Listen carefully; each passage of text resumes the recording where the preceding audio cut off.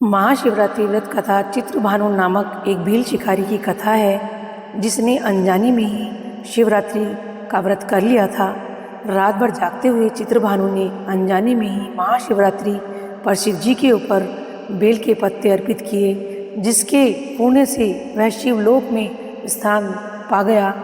महाशिवरात्रि के दिन इस कथा का पाठ करने से व्यक्ति के सभी पाप दूर हो जाते हैं।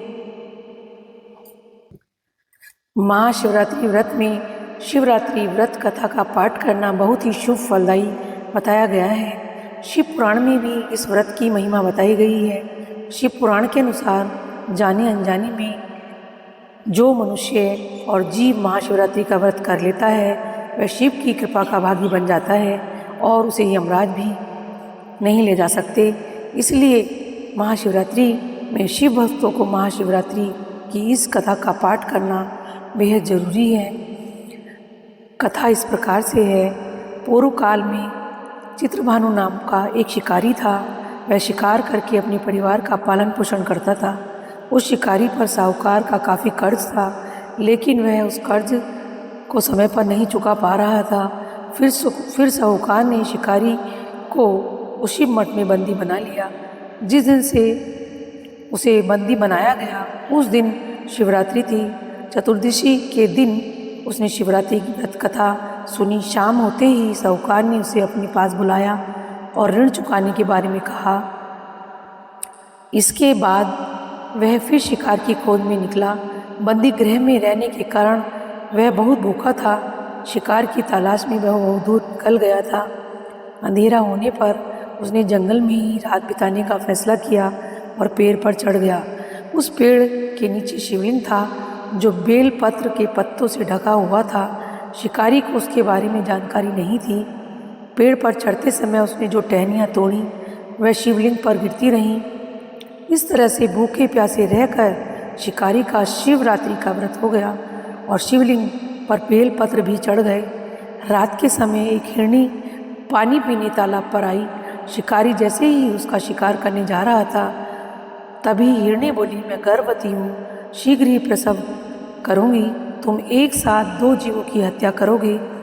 मैं बच्चे को जन्म देकर तुरंत तुम्हारे सामने आ जाऊँगी, तब मुझे मार देना। शिकारी ने हिरनी को जाने दिया। इस दौरान अनजाने में कुछ बेलपत्र शिवलिंग पर गिर गए। इस तरह उसने अनजाने में प्रथम प्रहर की पूजा भी संपन्न कर ली। कुछ देर बाद एक हिरनी उधर से निकली। जैसे ही शिकारी उसे मारने के लिए धनुष बाण चढ़ाया तो हिरनी ने विनम्रतापूर्वक निवेदन किया, शिकारी मैं थोड़ी देर पहले ही ऋतु से निवृत्त हुई हूँ, कामतूर गृहिणी हूँ, अपने प्रिय की तलाश में हूँ। अपने पति से मिलकर मैं तुम्हारे पास आ जाऊँगी। शिकारी ने उसे भी जाने दिया। रात का आखिरी पहर बीत रहा था, तब भी कुछ बेलपत्र शिवलिंग पर जा गिरे। ऐसे में शिकारी ने अनजाने में अंतिम पर की पूजा भी कर ली। इस दौरान वहाँ एक हिरनी अपने बच्चे के साथ आई। उसने भी शिकारी से निवेदन किया और शिकारी ने उसे भी जाने दिया। इसके बाद शिकारी के सामने एक हिरण आया। शिकारी ने सोचा, अब तो मैं इसे यहाँ से जाने नहीं दूंगा, इसका शिकार करूँगा। तब हिरण ने उनसे निवेदन किया कि मुझे कुछ समय के लिए जीवन दान दे दो।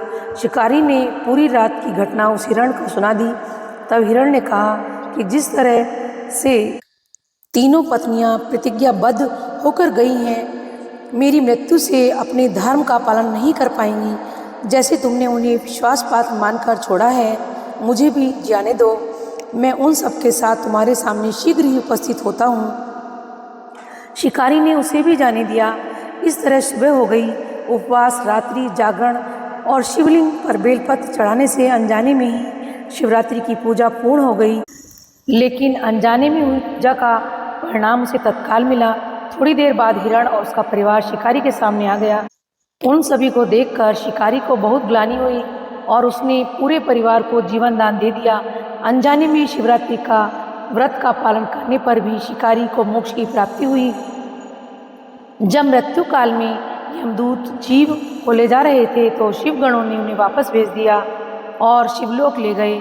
शिवजी की कृपा से चित्रभानु अपने पिछले जन्म को याद रख पाए।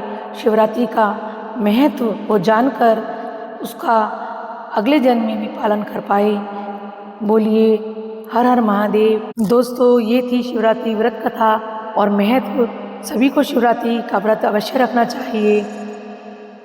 पूरे दिन उपवास रखें, फलाहार खाएं और शिव जी को जलाभिषेक करें और शिव भक्त अपने आराध्य देव की पूजा करें और उन्हें संपूर्ण दिन उनका उपवास रखकर शाम को फलाहार खाएं। बोलिए हर हर महादेव, हर हर महादेव, हर हर महादेव।